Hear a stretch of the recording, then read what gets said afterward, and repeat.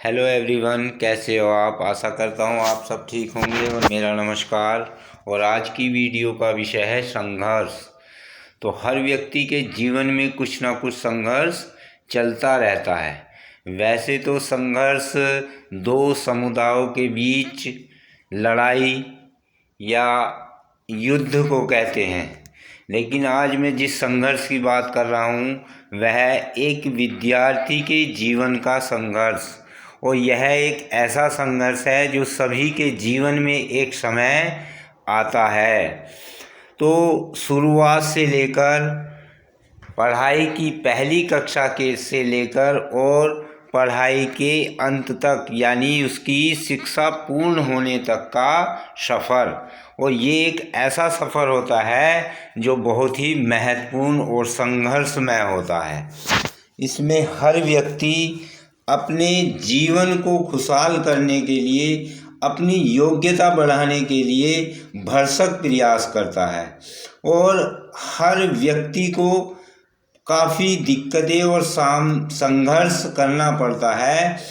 सवेरा उठने का संघर्ष, पढ़ाई का संघर्ष, विद्यालय जाने का संघर्ष। तो ये सारे इस तरह के संघर्ष है कि इनसे हर व्यक्ति को जूझना पड़ता है।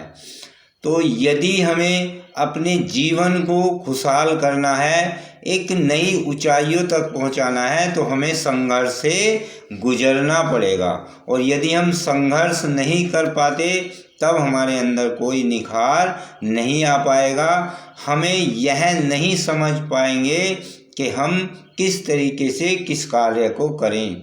तो जब हम किसी कार्य को करेंगे तभी हम उस कार्य के लिए संघर्ष से गुजरेंगे और तब हमें मालूम होगा कि इस कार्य को हम कैसे कर सकते हैं। तो विद्यार्थी का जीवन बहुत ही संघर्षमय होता है शुरुआत से ही लेकर। तो विद्यार्थी को सोचना चाहिए और अभिभावक को अपने बच्चे की मदद करनी चाहिए। विद्यार्थी को सोचना चाहिए कि मुझे रोज़ यही काम करना है, रोज़ सवेरा उठना है, सवेरा नहाना है, स्कूल जाना है और विद्यालय में 5-6 घंटे पढ़ाई करनी है। उसके बाद घर आकर ट्यूशन पढ़ना है या विद्यालय से ही ट्यूशन चले जाना है। और ये इतनी टफ जिंदगी है एक विद्यार्थी के लिए कि उसे रोज़ प्रतिदिन यही काम करना है। तब विद्यार्थी को सोचना चाहिए कि मैं अपने जीवन में कुछ कर जाऊं, क्योंकि इसमें मेरे माँ बाप की तपस्या छुपी हुई है। माता पिता अपने बच्चे को कामयाब करने के लिए बच्चे से पहले उठते हैं और उन्हें वो सारी सुविधाएं प्रदान करते हैं जिसके लिए वह विद्यालय जा सके। सवेरा उठकर खाना बनाना, पानी गर्म करके देना, उसे नहाने के लिए देना, उसके लिए नाश्ता बनाना, खाना बनाना और उसके सभी ऐसी सुविधाएं प्राप्त कराना जिससे वह प्रयोग कर विद्यालय जा सके। और बच्चे को भी, विद्यार्थी भी एक तपस्या से गुजरता है। उसे सवेरा उठना पड़ता है, रोज़ नहाना धोना, ये सारी चीज़ें, और विद्यालय जाना, विद्यालय से ट्यूशन जाना, ट्यूशन की पढ़ाई करना, कार्य पूरा करना। तो ये सारा विद्यार्थी के जीवन में चलता रहता है रोज़ प्रतिदिन। तो विद्यार्थी को सोचना चाहिए कि मेरी कितनी मेहनत और मेरे घर को की, मेरे माँ बाप की कितनी मेहनत लगी हुई है, तब मैं पढ़ाई में लापरवाही ना करूं।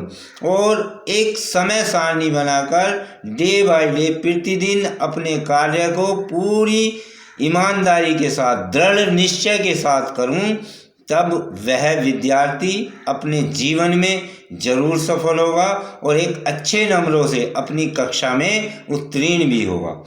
तो यदि वह विद्यार्थी ये सारे संघर्ष को समझ गया, अपने माँ बाप के और अपने संघर्ष को समझ गया कि मैं कितने संघर्षों से गुजरकर पढ़ाई कर रहा हूँ, कितनी सामना मेरे माँ बाप, मेरे माता पिता के सामने आता है और मैं कितनी मेहनत कर रहा हूँ, तब मुझे अपनी पढ़ाई में लापरवाही नहीं करनी चाहिए। और जिस दिन विद्यार्थी ये सारी चीज़ें समझ जाएगा, उस दिन उस विद्यार्थी को पढ़ने के लिए कहना नहीं पड़ेगा।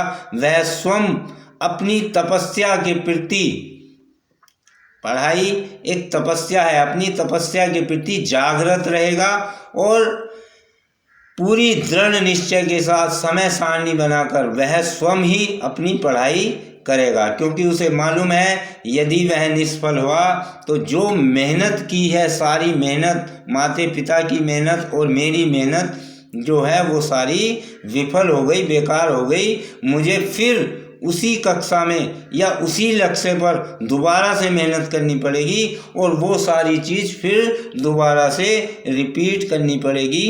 तो वो सारा समय उसका बेकार गया।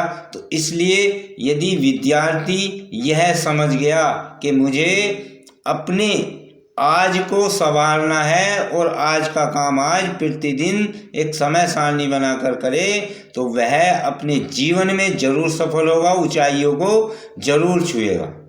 जय श्री राम।